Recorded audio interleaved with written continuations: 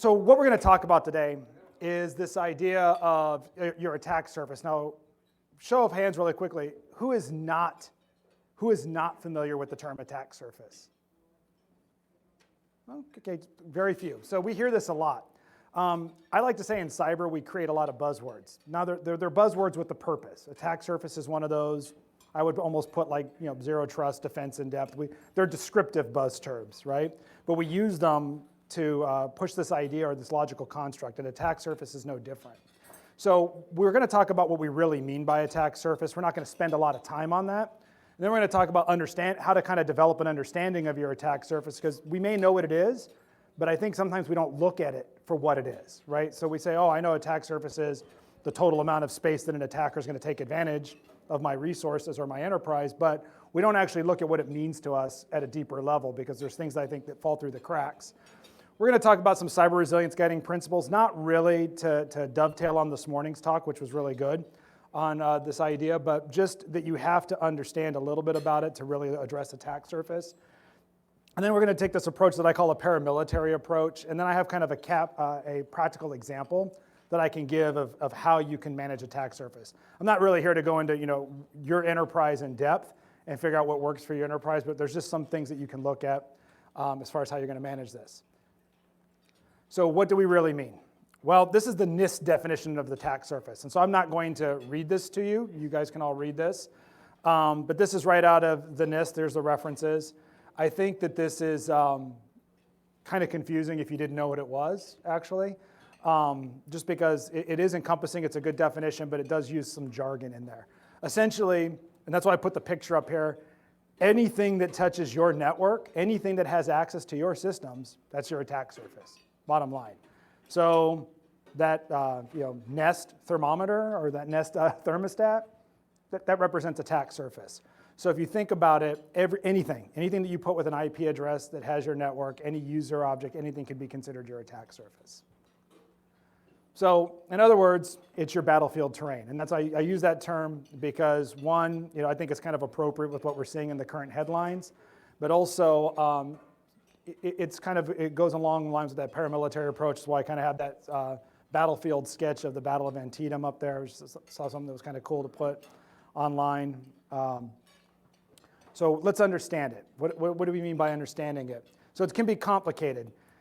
It's challenging because your attack surface isn't just your LAN WAN anymore, which a lot of us kind of understood a few years ago. But as you start to throw in SaaS, different IaaS platforms, different PaaS platforms, your attack surface starts to become complicated to manage.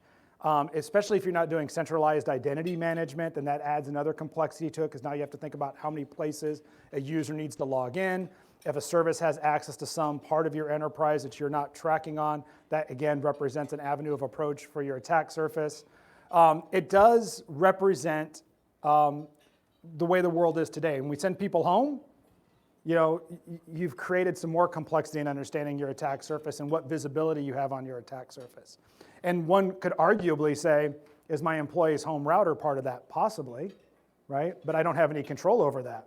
So then we have to kind of look at, how big and how complicated has my attack surface truly gotten, And I would argue that it's probably been that way for a while with MiFi access points and et cetera. We just have to kind of really think about that all of these are touch points, all of these are avenues of approach. Doesn't mean you don't do them. It just means that you kind of have to understand that there's all risk associated with all of these touch points. So in military terms, we would say that you have to defend the ground, that you would sketch an area out, right? So if I was taking over a patch of dirt, right, in a foreign country, and I had to defend it, or even on my own soil, and I had to defend a patch of dirt, then I would go about that in a certain way. I'd say, okay, if I'm responsible for this area, I'm going to analyze everything that leads up to that area. Every river, every road, every trail, where the mountains are, everything. I would take a look at the terrain, and I would figure out how can I best protect myself and be able to defend this part of land that I'm protecting. Cybersecurity is no different, yet somehow we don't tend to think of it in that way. Sometimes we do, we'll say it, but then the translation doesn't meet the road. The rubber doesn't meet the road on that. We say, well, we know it's a battle space problem, but we don't treat it like that. Maybe because the jargon, maybe because it's bigger. Cyberspace is a lot bigger than trying to manage a geographic area. So what does your digital terrain look like? And we talked about this. How many users do you have? Yes, your users are attack surface, right? How do you provide remote access? What are you using for privileged access, or how do you manage privileged access? You're managing your service accounts, network segmentation. How do you do that? How many VLANs do you have? If you're looking at your digital terrain, how is your network broken up? Do you have actual physical separation between one segment and the other? Or do you just kind of have this kind of logical separation? What do your group policy objects look like, right?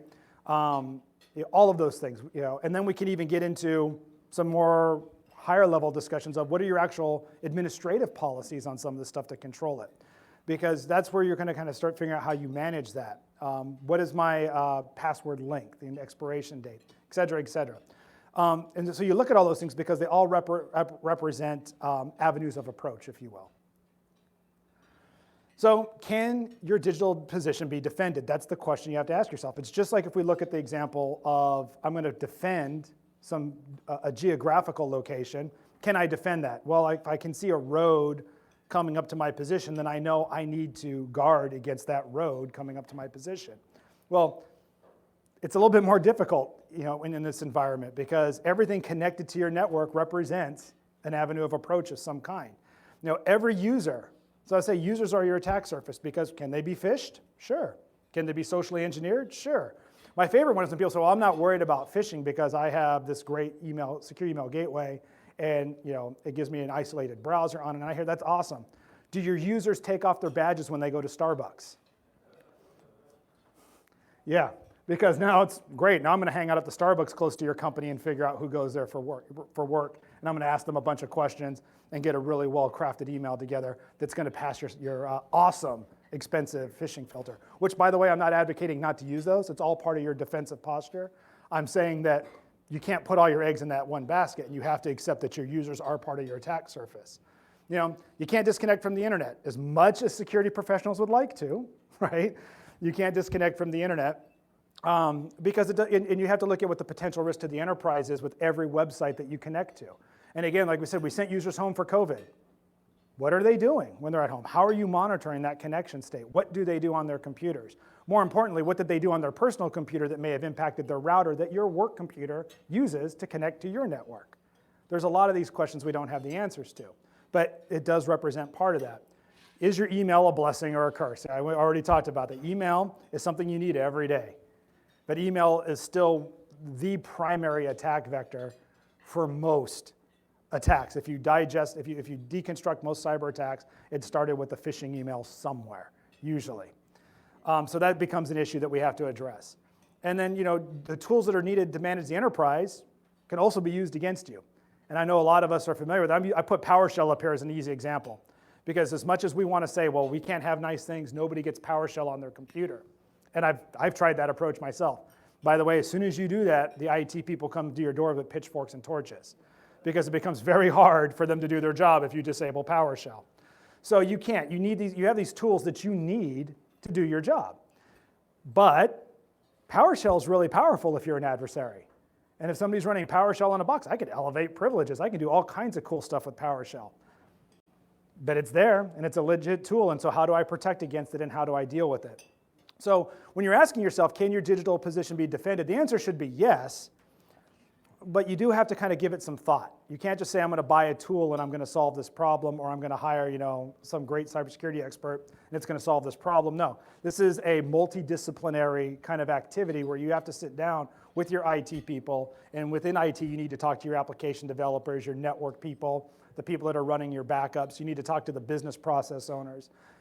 If you're going to defend your digital position, you have to develop a holistic response, or not holistic response, a holistic understanding of how the ecosystem of your enterprise actually works and what it's doing, why it exists. Because if you don't understand your enterprise ecosystem in its functionality, or in its natural habitat, however you want to say that, you're going to be pretty hard pressed to actually defend it because you don't know what things are doing for the organization.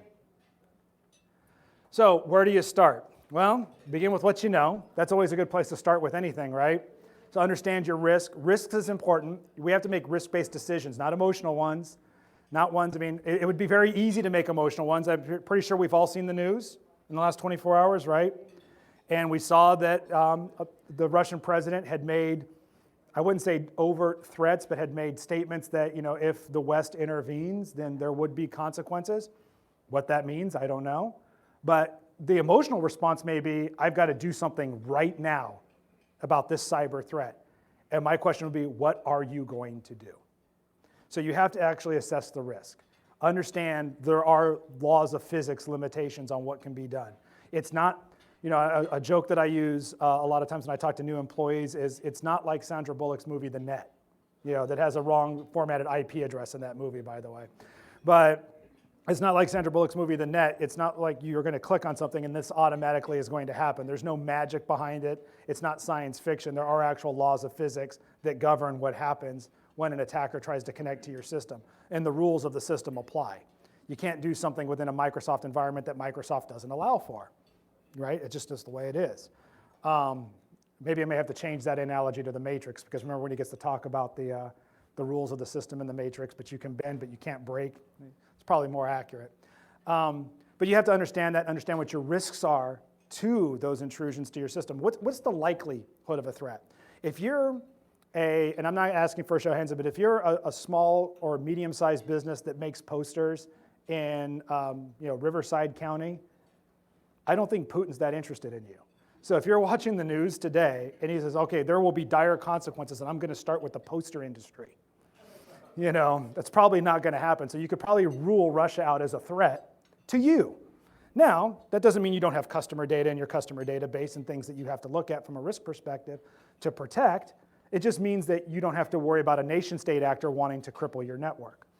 I don't want to say that definitively because anything's possible and you may be a drive-by casualty for something that's just plugged in to the network, and that happens too. There is collateral damage and cyber effects, just like there are in kinetic effects. They see an IP address that they may think's associated with something, and you may be the unfortunate soul that gets ransomware. Who knows? But just understand the likelihood. Understand what a catastrophic event looks like for you. If you get a system compromised, and it is difficult for your employees to log on, but your customers can still do things because you have a SaaS platform out there, it's pretty easy to go into your cloud tenant and disable the URL link to your IDP, your identity provider, right? You can go in and say, oh, wow, I had this catastrophic event, but my customers are using this SaaS platform that does something for me. I'm just not going to allow my employees to log on directly because I don't want it linked to my enterprise right now until I figure this out. So there's things that you can do that are pretty quick on your cyber incident response path if you understand what a catastrophic event looks like. Then you can take that all the way down to its logical end and say, what's my break glass? Where are my break glass accounts at? Because if I have to disable the domain access to something because of a major compromise, do I still have a way back into my systems? And how am I managing those? Which really goes to that conversation we had earlier about resilience. Know your enterprise. Now, it's easy to say that. If I said to any CISO in the room or IT director in the room, do you know all your remote access points? They would say yes. And I would say, you might not. You think you do. But when you do that deep dive onto your enterprise, you find stuff sometimes that you didn't know was out there, right? Sometimes it's a compliance thing. If you're dealing with organizations that have compliance, sometimes they have VPN tunnels that exist to applications that report to other entities. That's not a remote access solution for your employees, but it's remote access to be sure, because you have a system that reports compliance to something else. So yes, you may have remote access solutions that you're not thinking of in terms of traditional remote access, because we think of remote access, we think of VPN, right? We think of enterprise mobility management. We think of all these different solutions on the service edge that allow us to get connected. Types of computers and devices used to access your resources. That's something, right? Because we like to think, well, I only give out this manufacturer of computers, and I only allow this version of Windows to connect. Well, that's great. Do you allow people to use an SSL VPN solution? Because they could be using anything. And are you doing posture checking on that SSL VPN solution? They could be sitting there on a Galaxy tablet or an iPad or who knows what, right? A Chromebook. And you don't know what that is. And so understand what you can actually control when you look at what your enterprise is. But it does represent a footprint or a tangential link to your overall attack surface because it connects to you. Therefore, there is a risk that you have to analyze on that. And how do you identify your users and devices? Do you have a strong identity management program? Do you put certificates on all your computers? Do you have network access controls? Are you using some sort of a cloud-based mobility management or endpoint management platform that will say, hey, that's not one of my joined devices, I'm not letting that connect, or however you do it, right? Or do you require employees like in a BYOD kind of thing to say, hey, you know what, you have to register your device as a trusted device. We're not going to monitor you, but you can't connect unless you add it to your list of trusted devices, whatever the case may be. You have to be able to identify your users and devices and understand that it extends well beyond what you have on your asset tracking sheet for your organization. And the list just goes on. We could spend hours on that topic alone, talking about how to dissect that. But we want to talk about some guiding principles before we get into about that, and that's why I bring that up. First of all, to me, cyber strategic, and I say strategic because we want to be strategic about this. We don't want to apply this at a tactical level. A tactical response in attack surface management is widget A is owned, so I'm going to take action X to manage what happened to widget A. That's great. That's what your cyber incident response plans are for. But strategically, how do you approach this? And well, to me, and not everybody has to do this, but to me, cybersecurity technology and process and policy decisions are just really based on two factors. What can I actually do when a cyber event happens? Like, what am I capable of doing? Do I have the skill sets? Do I have the technology, et cetera? And what do I know about my adversary? What kind of threat intelligence do I get? What's likely? What does my risk profile look like? If I understand those two things, that's what drives my decision making. Because do I need a policy to address badges at Starbucks if I know that I'm dealing with a nation state actor? Probably. I probably need to go to HR and I probably need to talk to them and say, hey, this needs to be a company policy because we've told people and they just don't take their badges off, right? If that's the case. Or maybe I need a policy that says, you know what, if you're working remote and you're using one of our organizational computers, you have to provide proof that you have a laptop lock. So when you go someplace, you can lock your laptop up, whatever that case may be. But that's all going to be based on what the likelihood of my threat is and how damaging that threat's going to be to me.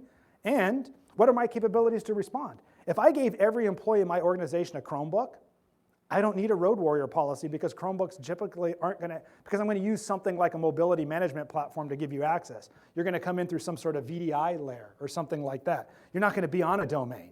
So if your Chromebook gets lost and be like, wow, that's a bummer. We'll see about getting you another one. I'm not really worried about it. But if your laptop gets lost and I don't have BitLocker enabled because I haven't applied that, or I haven't applied some other kind of disk encryption, and your laptop gets lost, and I have to take your word for it that there's no sensitive data on there, yeah, that's going to be a different conversation, right? Different dynamic, different threat, because why was the laptop lost? Well, my laptop was stolen. Okay. How do I know it wasn't stolen by somebody working for a nation state actor? I don't. Or how do I know it wasn't stolen by somebody who just wants to steal your laptop and sell it on eBay? I don't know. It could be the extremes. And so you have to kind of take that into account. And so that's why I say those strategic guiding principles are all based on your risk and threat, because again, going back to our poster company in Riverside, they're probably not all that concerned. I mean, they're concerned about customer data, but they're not concerned that, now Russia has their laptop and they're going to dump AD credentials from their laptop because now they have what they need to take over that poster company. I don't think that's going to be the case. But if you're an electrical utility, that's going to be a big deal. You don't want to lose a laptop. If you're in law enforcement, if you're in government of any kind, you don't want to lose that laptop. If you deal with healthcare information, you don't want to lose that laptop. If you're in the financial sector, you don't want to lose it. So you want to make sure that you're keeping track based on what your risk is. And then what your resilience profile does measure that. If I have disk encryption, yeah, I'm going to have to report it. There's an incident, that kind of thing. But I can say, yes, we went and we verified that the BitLocker key is an Active Directory on this laptop that was stolen. I'm not all that worried about it, right? Because decrypting that's going to be really hard. So here's some questions. So a little bit of a word on this before we move on, because this goes to understanding what your capabilities are. Do I have good backups and are they regularly tested? I know you probably heard that already this morning. You'll probably hear it again, maybe a dozen more times. You know why we say it all the time? Because clearly when you look at the ransomware problem in the world, option one isn't being done as regularly as it should be. The other thing that you have to ask yourself is, do we have the ability to fail over our internet connections? If I have a DDoS attack, if I have something, and this is just one question, right? Do I have failover capability in general? How's my Active Directory set up? How are my cloud services set up? Can I just rely on just my cloud services, right? Can I just shift my organization to that? Because most people don't realize is you don't need your domain for most of your cloud stuff. So if most of your users do stuff, and I'm not here to advocate a product, let me do the disclaimer here. My opinions are not that of the Metropolitan Water District. I'm here to say that, just using an example of something we're all familiar with, Microsoft. If I decide that my users pretty much rely on Office 365, or even better, if my users rely pretty much on Google, I can cut off the domain for a time. They may not be able to get to shared drives or things that they need on the network, but they can get to their email, they can communicate, they can function. That's fine. So, if you understand that, then you're already ahead of the game. You know what your response capability is. Do we have sufficient detection and response? That's a better question. Can I detect the threat? Because we want to measure my ability to respond is based on my understanding that there's a threat there. So if I don't have an ability to monitor my cloud platforms for access, I don't know when somebody's using a username and password to get into them. If I don't have an ability to get an alert when somebody's not logging into Active Directory that shouldn't be properly, right? A success or failed logon attempt, or I'm not monitoring what my firewalls are telling me, or I don't have an endpoint detection and response platform, or whatever the case may be, fill in the blank. I mean, we could probably spend an hour talking about security tools, right? But it's not just security tools, it's also your regular monitoring that you see with network connectivity. If I'm not seeing that stuff, and I don't have an ability to have a tool that helps me respond or analyze that threat, then I'm probably not in a good place to respond. And so that's why I wanted to kind of have this word on resilience, because if you're going to look at your attack surface and you understand what it is, well, you also kind of have to have part B of that. I know what I need to defend now how am I going to defend it? It kind of comes back to that sector sketch we had up, right? So let's talk about, when I say a paramilitary approach, I don't mean that I want to militarize cybersecurity, although there's a fair amount of that. Everybody, who has not heard the term TTP? Okay, TTP, tactic, technique, and procedure. Guess what? Cyber didn't invent it. It's been in the military for a long time. We talk about tactics, techniques, and procedures on things that we do, that the bad guys do. It's been out there for a while. So when we talk about cyber, we talk about, who's heard the term kill chain? Also a military term. It was used as descriptive of an attack and in the profile of an attack. So when we start looking at these terms, it's okay to say that we're going to be paramilitary. Cyber is not paramilitary in the sense that law enforcement is. Law enforcement's paramilitary because there's a hierarchy. There's sergeants, there's lieutenants, there's captains, right? And that kind of follows military structure. And that's what we normally think of, and in the dictionary definition of paramilitary generally talks about that kind of paramilitary definition. When I talk about paramilitary, I think of it in terms of battlefield management, right? You're looking at your space that you're trying to defend, and if you don't think about it like a battlefield, you're already at a disadvantage. And I can tell you that's factual, at least in my opinion it's factual, because the term cyber attack is an aggressive term. It has attack in the term.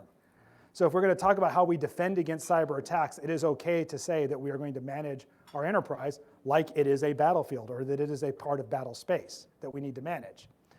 And I say this because you didn't ask to be in a fight, but it's going to come to you anyway. So if somebody's going to attack your network, you didn't ask for that. So what are you going to do to counter that? How are you going to defend against that? And then think about your defense in terms of what would make it easier to identify key defensive initiatives. Because if you think about it simply, we can get really complicated in how we talk about attack surface, but I want to talk to you about how do we keep it simple. That's the main thing, is how do we keep it simple so that I can do digestible things to manage it. It is a very complex topic. And if I don't take this approach to it, which I have in my career, I take this approach to it, but if I didn't take that approach to it, you could spend a lot of time analyzing the different parts of your attack surface and how you're going to manage the individual parts instead of looking at it as the whole. This approach looks at it as the whole, right? This is the whole of my defensible space. Now how do I defend it? So do I have any Army and Marine veterans in here? Don't hate me for putting this up. I'm sure you guys have heard this too much in your career, and I know that it's a term that it's the worst acronym in the world as far as how it reads, but it's descriptive for this. This is a term that the military uses to describe terrain analysis, part of mission planning. So if you get a mission, hey, go forth and do great things or defend this area or whatever, you're going to sit down and you're going to go through this and understand the terrain. This is just the terrain, nothing else. So, observation in fields of fire has a very different connotation. I don't need to give you the actual definition of that because it's kind of in the sentence. But from a cyber perspective, consider how you look to your bad guy. How many of you, and I'm not asking you for a show of hands, just think about this. How many of you go to shodan.io on a regular basis and type in your domain? It's good. If you do, that's good. If you're not, you should probably be doing it. It's free. You can pay for it and get more information, but it's free. Think about how you look to your adversary. Right? Go to your website, do NS lookups on your domain names, because you know what? That's the reconnaissance tools that they're using to figure you out. So use the same tools. Right? Do whois lookups on your stuff, see what's registered. Periodically check your circuits, how they're registered, the IP addresses that are registered with your circuits. Develop a clear picture of what you look like to the rest of the internet world. And then avenues of approach is a simple question. Don't think about the bad guy. Think about how do legitimate things connect to your network? Because guess what? That's how the bad guy is going to connect to your network. If you don't have a connection into your network, they can't create one. All right, so let's just say you had a closed network that was on-prem and didn't talk to the internet. How's somebody going to get into that network? What was that? No, if you're not connected to the internet, they're not. You know what they're going to do? They're going to use something I like to call sneakernet. They're going to walk through your parking lot and they're going to throw thumb drives in your parking lot that has malware on it. And they're going to hope some employee goes, hey, it's Christmas. I got a new thumb drive. And they're going to walk into your network and they're going to put that malware on your network. But they didn't create the connection to your network. They took advantage of an existing avenue of approach and how legitimate users connect to your network. That's the point I'm making. Understand how legitimate traffic connects to your network. That sounds easy, and most of us will tell ourselves we have that. I'm telling you, it's way more complex in everybody's environment than you think it is. When you start looking at what users do, what shared drives they have access to, how NTFS permissions are parsed across your enterprise, it gets complicated, and it's worth taking the time to do this exercise of understanding how a typical user accesses things on your systems. Key terrain. What are you protecting? I'm going to say this is for my vendor friends in the audience. When you come to talk to me for a sales call, don't ask me what my crown jewels are because I'm just going to say yes. Okay? Because I'm looking at it like from a holistic approach, but everybody has that important database or that important tool that they're trying to protect or that important network segment. You kind of have to, those are key, what I would call key terrain features, right? What is it that needs to be protected? And the example that we had of the Chromebook, my Chromebook was stolen or compromised. Okay, I don't care, right? I mean, I do because I feel bad that you lost your Chromebook, but I don't really care because it doesn't affect any of my key terrain that I'm trying to defend. So do you have that customer database? Do you have a control system like an OT environment that you're trying to protect, et cetera? And then what are the key access points to those systems? So now that I know that I have this, if I've identified them, how do I get to it? So I have a customer database, how do people get to it? Do they have a web front end that's on-prem? Do they go through a cloud application? Is there a thick client? Like, how do they connect to it?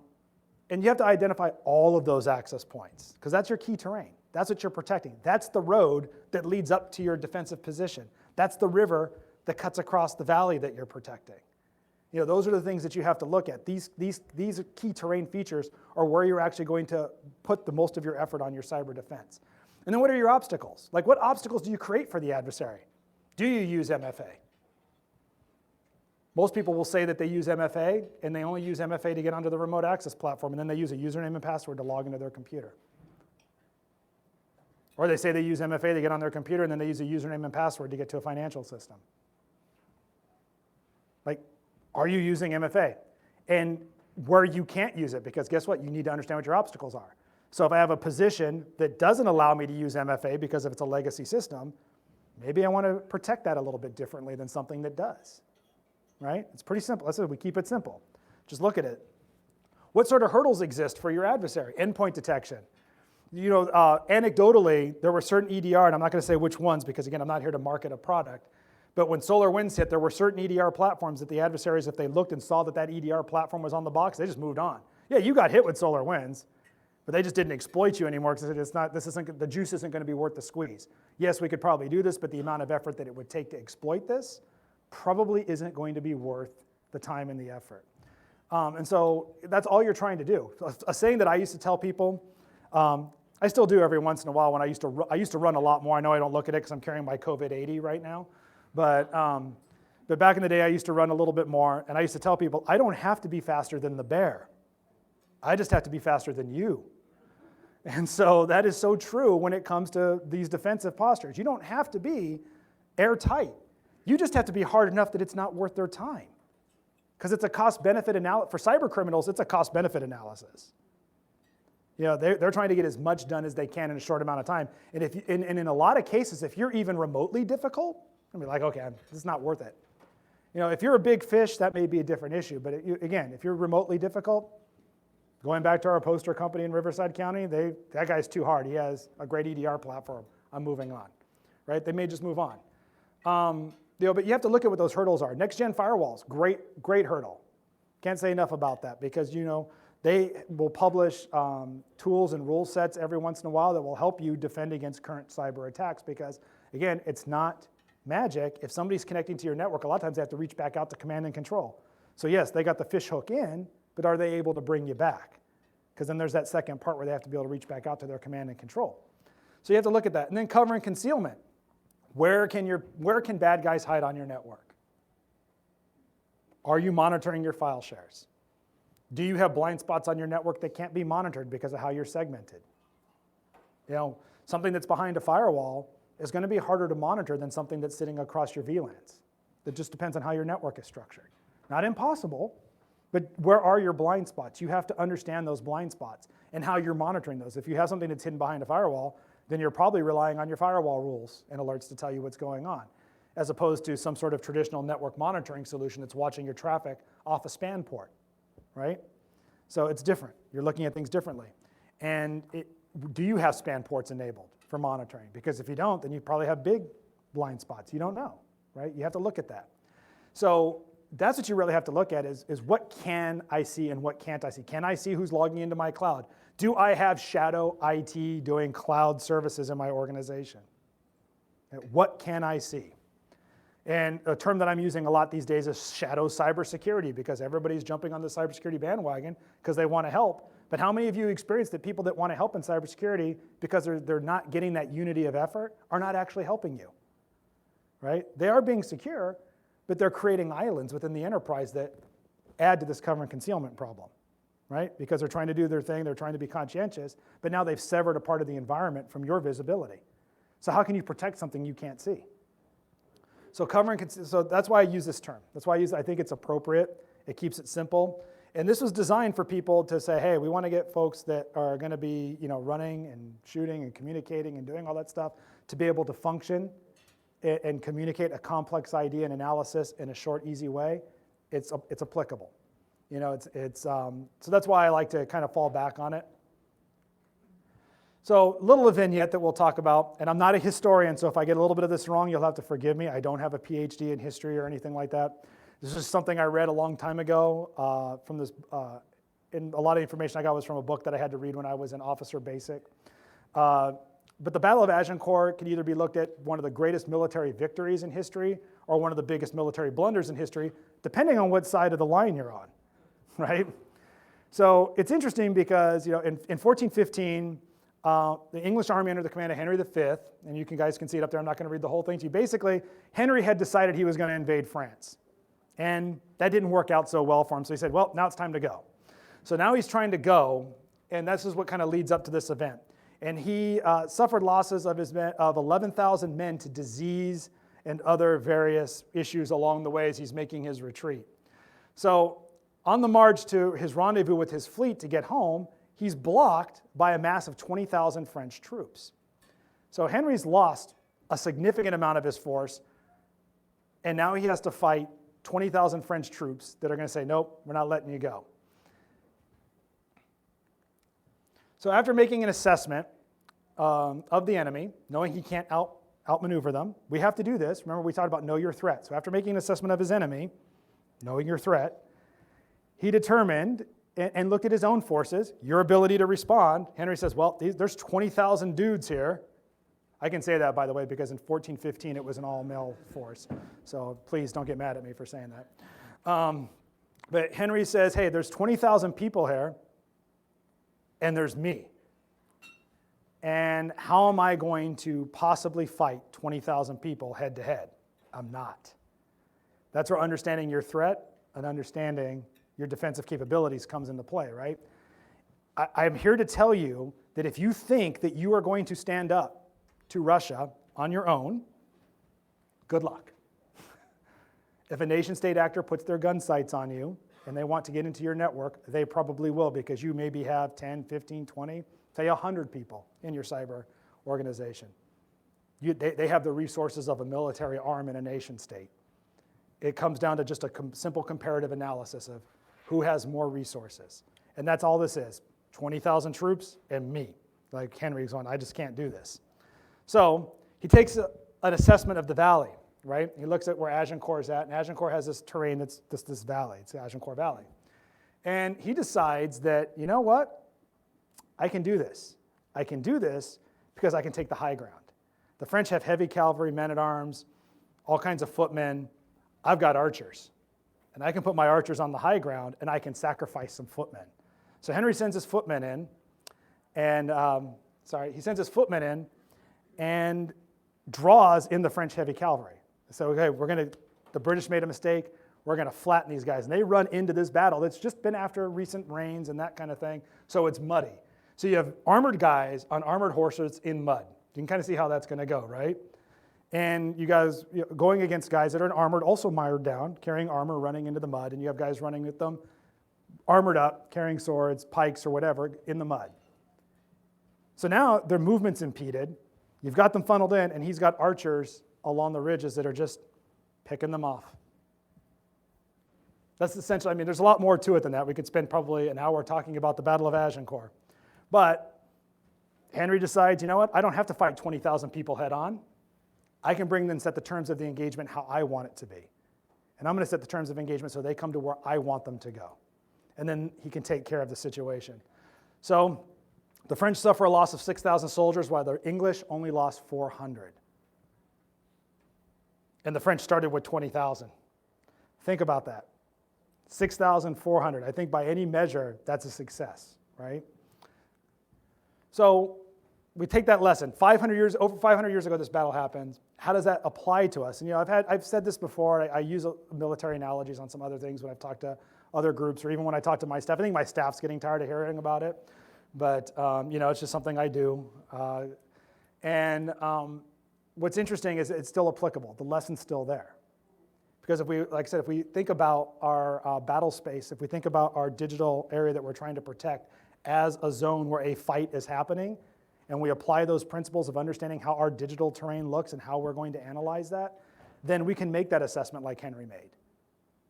I don't have to beat the adversary. I just have to make it hard for them to do their job, so that they want to move on. Or so that I buy myself time so that I can be more resilient.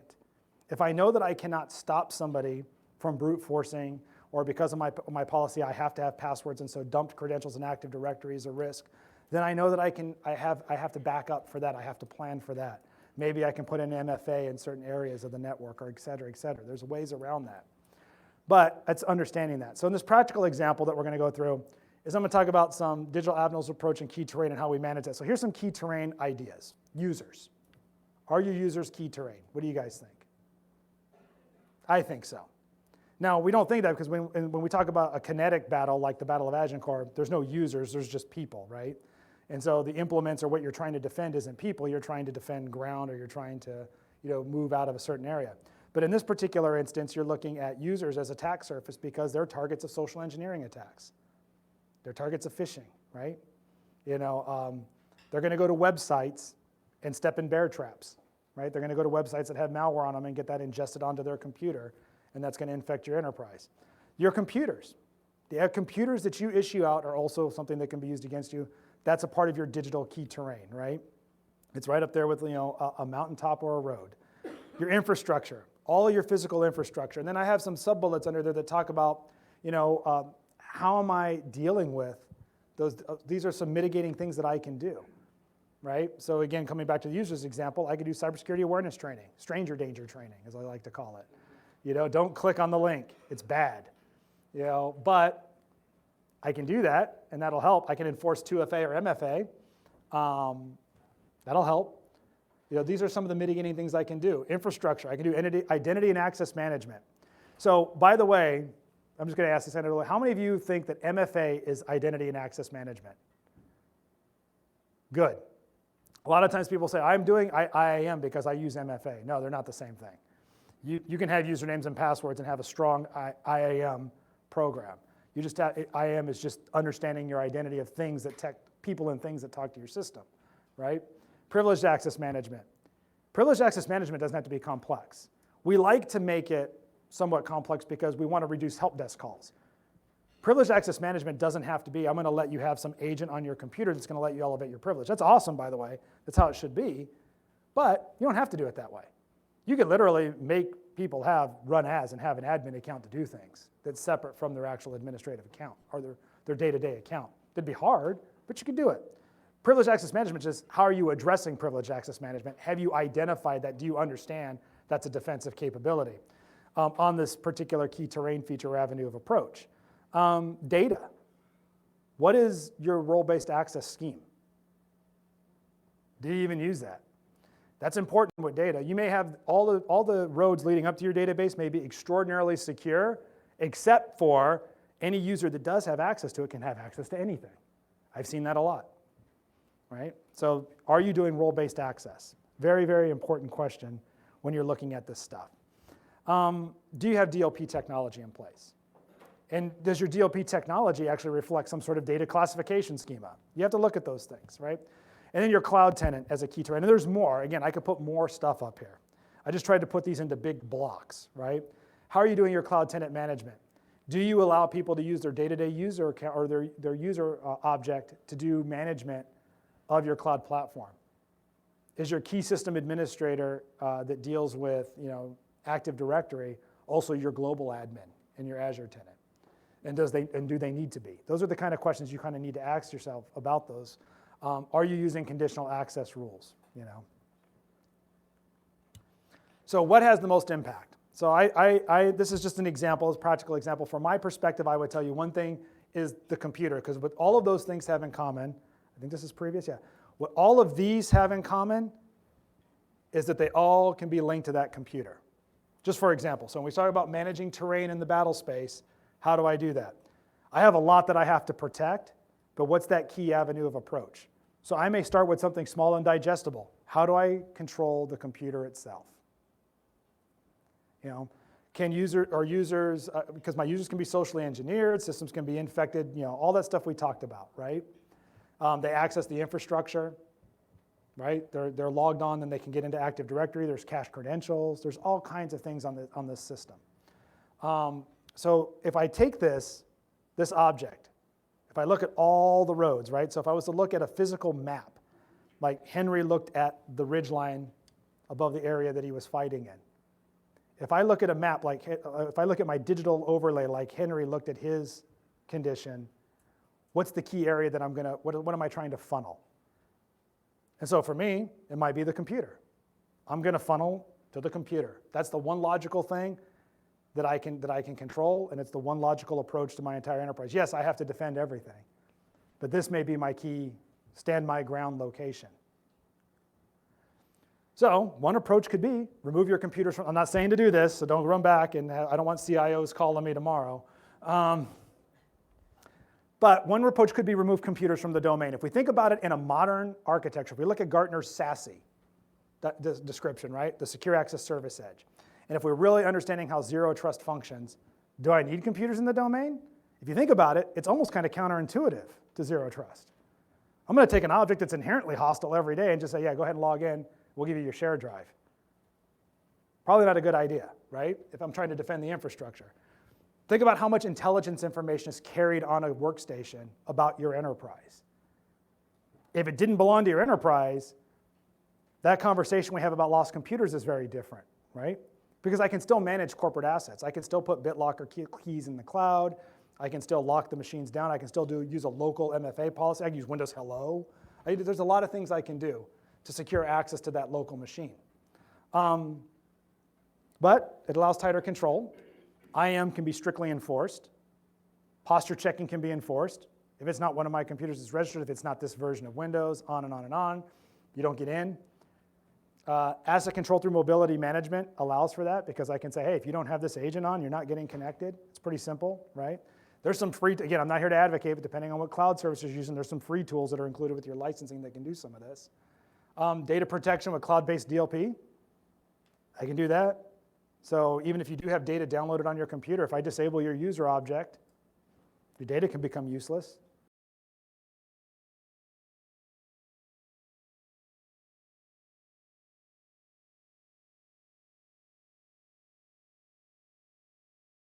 Domain to be authenticated against the SAML? No, you don't, right? Your user object may have to be, but your computer doesn't have to be. So I can literally control what websites and things you get to without having that device in the domain, as long as I can authenticate you. And I have a very valid way of doing that. And then, it moves your attack surface from the frontline users to a more manageable, defensible place, your service edge. So if I get rid of my computers, my defense is no longer my VPN. And I'm not saying get rid of them. I'm just saying I relegate them to be something like a BYOD device almost, right? So here, this is just how you're going to get connected. You have access to literally everything to do your job if I set up the systems appropriately. How then would this not make sense from controlling access to your systems? Now, there's some things you lose, like group policy. We love group policy. Who doesn't love group policy, right? It's an old friend. But it's also dated, right? It's been around for a long time, and the threat has learned how to get around it, and we probably need to evolve with the threat. So we need to start thinking, while group policy has its place, just like if somebody wants to break into your house, locking your door may not help, but it's still something you're going to do. So group policy has its place, but it's not your end-all be-all. And so losing the ability to manage group policy collectively across your platforms, probably not that big of a deal. But you have to analyze that in the risk. And so any approach that you take, you have to look at the risk associated with the approach. So again, I'm not suggesting that you do this because I don't want your CIOs to call me, but I am saying that removing computers from the domain, and this kind of case study that we're looking at here, could be one approach to limiting your attack surface. Because you have to look for that digestible thing that you can do. And so, and then the possible impacts of this approach is that you might actually have an improved user experience. Possible. Users are still going to be 2FA or MFA enforced. You can still have local security policy that you put in some sort of standard image. So you can do that. There's things that you can do. I think we need to start looking at this is that not only can I manage my attack surface, but I can create a better quality of life for the employee. If the employee can truly work from anywhere, anytime, any place, and we make it easy for them to treat these like BYOD devices or that kind of approach, because BYOD is a real thing that we deal with. And it's funny, tech companies have been doing it for a long time, so I don't know why everybody else can't. Then why don't we look at these as, they're just not part of my domain proper. So keep it simple. This is where I'm going to close out, and then we'll get into some questions. And that's a brief word on the kill chain. So for those of you who don't know what the kill chain is, I got to give credit where credit's due. It's Lockheed Martin. I didn't invent it. I'm not that smart. Somebody said this is a really easy way to describe what happens in an attack. We want to be able to look at, are my defenses, so now that I understand that I have to pick that key terrain, but how am I arraying my defenses? How am I responding? It's not enough to just say, well, now I know I can control all these things with the computer, but does that break the linkages of the kill chain? No, it just means that I'm focusing my efforts on maybe the computer. But everything that I do, can I organize my defenses in a fight to break parts of the kill chain? Now again, these are just some things I threw up there. This is not doctrine, this is not all encompassing, and it's open to interpretation. People may put these technologies in different parts of the kill chain. So that's my disclaimer on that. But the reason why I put the slide up there like this is so that you can see that the kill chain can be broken up into digestible chunks, and does your current technology stack actually measure up against links in the kill chain? And if it does, then now you've developed an understanding of your ability to respond. So we come back to those guiding principles as what do I know about my threat and what do I understand about my ability to respond. Kind of taking the mental exercise to look at your defensive stack and lay it out this way is sometimes really helpful. I'm not going to say that this is a replacement for MITRE. It is not. MITRE is an incident response tool. It's a strategic planning tool, and it's very descriptive of what's going on with very particular types of attack vectors and events. This is just, well, the attack is going to happen. This is almost, I don't want to say fatalistic look, but it is kind of looking at the bad things are going to happen. I need to understand how they lay out and how my defenses help me when bad things happen. That's this approach. So with that, here's my contact info. If you have any questions, you want to contact me on LinkedIn, feel free. Any questions? Yes? You mentioned earlier that the most common scams at the moment are still phishing through emails. Yeah. What about alternatives to email for communication? Slack or Microsoft Teams. Are you inherently safer if you're commonly using those? Yeah, to a certain degree you are. So the question is, are there alternative communication chains to email that are inherently safer than email? And the answer, I'd say some sort of internal Slack or Teams channel may be safer just by definition because somebody outside can't directly chat with you. So great for internal. But what happens when you have to email your vendor because your 10 reams of paper didn't come in? Private channels? Still, then you're dealing with the vendor's compromise, right? So how does the vendor do that?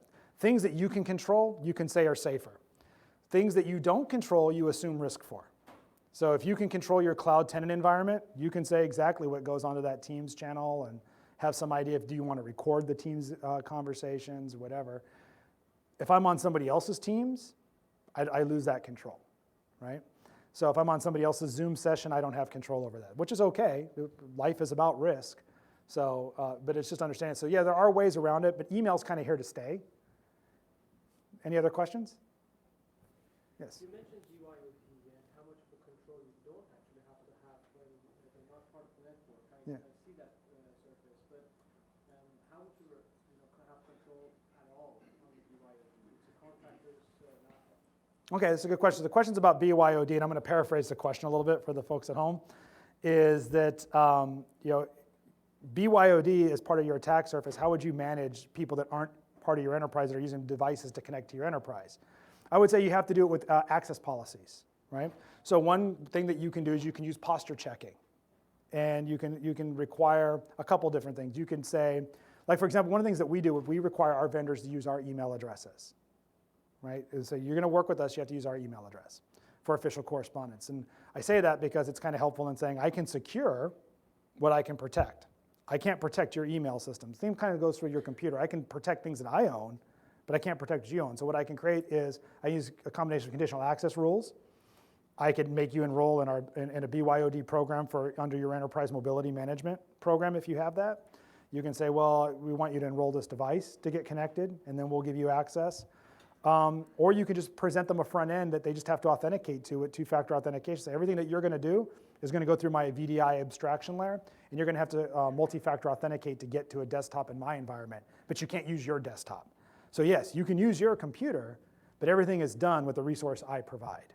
That's kind of how I would handle that, because then, and you can do that with existing tech. SSL VPN still, old technology, but still will support that to a certain degree. So you can get onto an SSL VPN and present a desktop. And somebody can do that with a personal computer or a work computer, and you can posture check that. Is it airtight? No. Are there better solutions? Absolutely. But it's still effective. And so you can kind of look at how do I want to approach that a byod issue? And the answer is just giving light capability, but not allowing access to the device itself. So you want to disable drive mapping.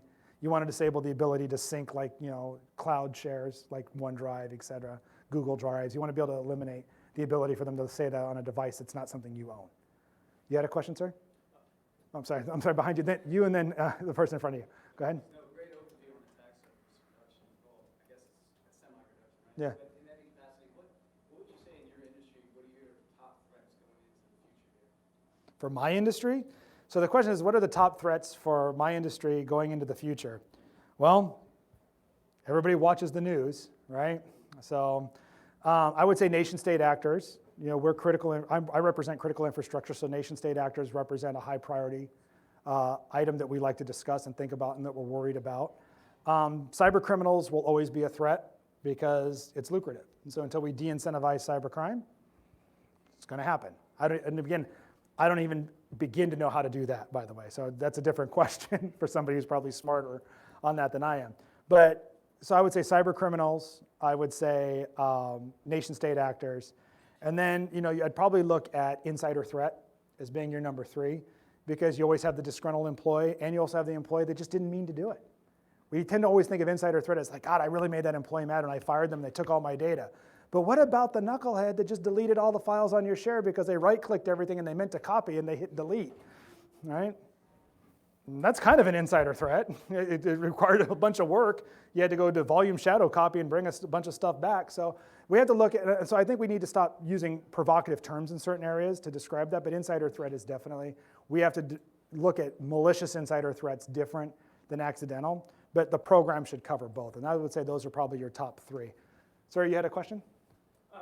Yeah, you had spoken about like the attack framework and the kill chain. And I just wondered, what do you do when it comes to assessing risk, understanding risk, and managing risk for your organization? Okay, so the question is, what do I do about identifying risk, assessing risk, and managing risk for my organization? For any organization, this comes true, is a couple things about risk. Is first of all, identifying what the threat is. Right? What is the risk? So in this case, let's just say ransomware. Right? Ransomware is a threat.